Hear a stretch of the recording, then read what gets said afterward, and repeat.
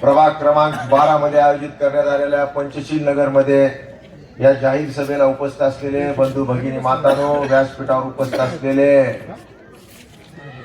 काँग्रेस पार्टीचे नेते, महाराष्ट्र प्रदेश अध्यक्ष सिद्धार्थ भाऊ हत्यागिरे, व्यासपीठावर उपस्थित असलेले शिवसेनेचे महानगर प्रमुख डॉक्टर विवेक नावंदर साहेब, उपस्थित असलेले संतोषरावजी गुर्जर, सन्मान्य रणकाम सर, मार्केट कमिटीचे संचालक सन्मान्य अरविंद काका देशमुख, उपस्थित असलेले चारही उमेदवार, सर्वांचं या कार्यक्रमामध्ये स्वागत करतो। अतिशय जोरदार अशी सभा आज प्रभाग 12 मध्ये आयोजित करण्यात आलेली आहे। खऱ्या अर्थानं ही सभा बघितल्यानंतर आता विजय काय आपल्यापासून लांब नाही हे मात्र सिद्ध झालेला आहे। आणि सिद्धार्थ भाऊ, ही विजय काय साधारण विजय राहणार नाही, तर दुसऱ्याचं डिपॉझिट जप्त केल्याशिवाय 40 वर्षांत राहणार। या प्रभागात एवढे मोठे नेते झाले की एक एक नाही 2-2 प्रभागात जाऊन उभा टाकायचे। पण या प्रभागाची काळजी करायची नाही, काळजी करणारे लोक जीवाभावाचे आपले सगळे असल्यामुळं निश्चितच या प्रभागामध्ये सगळ्यात जास्त लीड मिळणार आहे।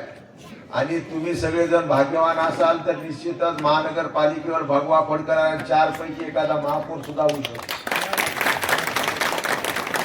आणि या प्रभागाचा जर आपल्या प्रभागाचा महापौर झाला तर त्या प्रभागाला मग दुसरं बघायची काही गरज नसते। म्हणून काळाचे पाऊल चाऊल आपण ओळखली पाहिजे। म्हणून कोणता आठो असेल, कोणता दुसरा पक्ष असेल तर त्या पक्षाकडे न बघता आपल्या हक्काच्या लोकांकडे आपण बघितलं पाहिजे। तुम्ही पाहिलं असेल संतोषरावने आजपासून नाही तर 2 वर्षापासून किंवा ज्या नगरसेवक झाले तसे त्यांचे कामच आहे। तिकडच्या भागात गेलं तर तिथं त्यांनी बोर पाडून लोकांना पाणी देण्याचं काम केलं। मुरुमाच्या तर स्वतःच्या ट्रक लावून त्यांनी शासनाचे कधी वाट बघत नाही की निधी यायलाय का नाही म्हणून स्वतःहून ते काम करणारी सगळी मंडळी आहे।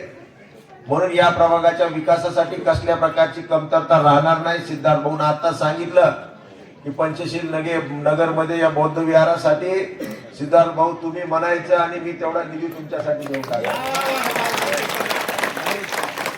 16 तारखेचा रिझल्ट लागला की 17-18 पासून काम सुरू होईल आणि निश्चितच सगळ्या शासकीय आपलं कामकाज पूर्ण झाल्यानंतर याचं बांधकाम सुद्धा लवकरात लवकर सुरू करण्याचं काम या निमित्ताने मी आज घोषणा करतो।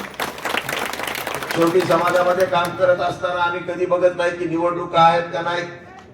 सिद्धार्थ भाऊच्या कालेज मी कार्यक्रमाला गेलो होतो मांडाखळीला आणि इतका मोठा कार्यक्रम झाला तिथं मला वाटतं गोल्डन बौद्ध विहार करण्याचं काम या महाराष्ट्रात नाही देशात पहिल्यांदा कुठं होतं असेल तर मांडाखळीमध्ये होत्या।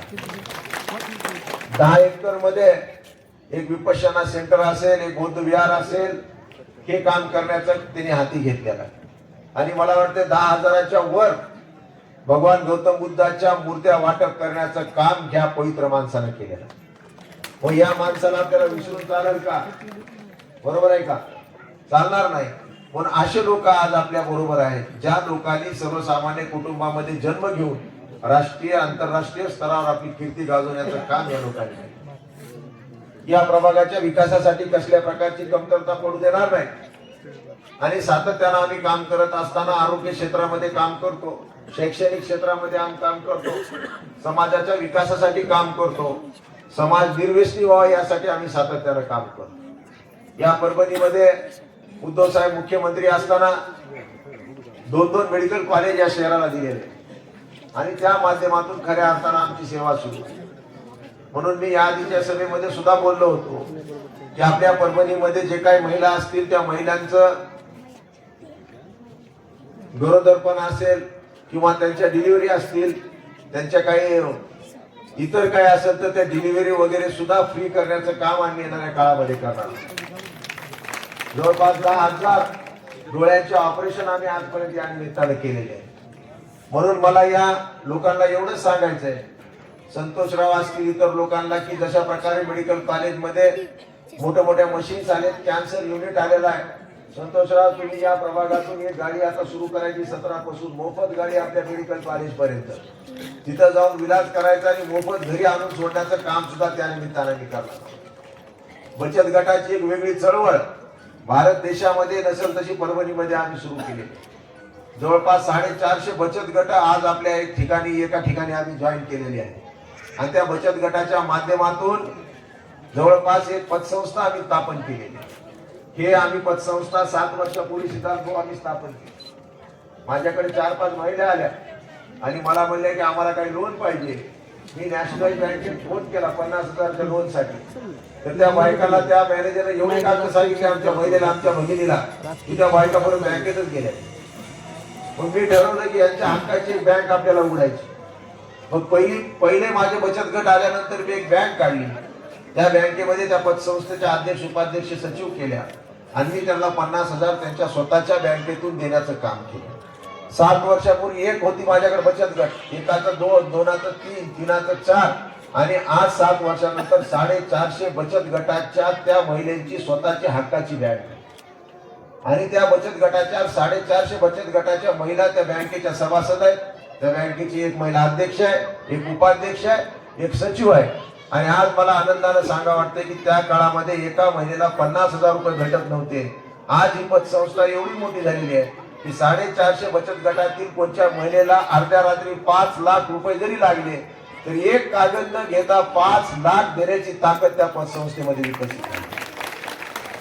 म्हणजे महिला स्वावलंबी झाल्या पाहिजे, महिलेच्या हाताला काम मिळालं पाहिजे. शेवटी महिला घर सांभाळती, महिलांमध्ये असलेली ताकद आज आम्हाला माहिती. म्हणून महिलेला एक चांगल्या प्रकारचे आदर्श व्यासपीठ त्या बँकेच्या माध्यमातून आज आम्ही निर्माण करून दिलेलं.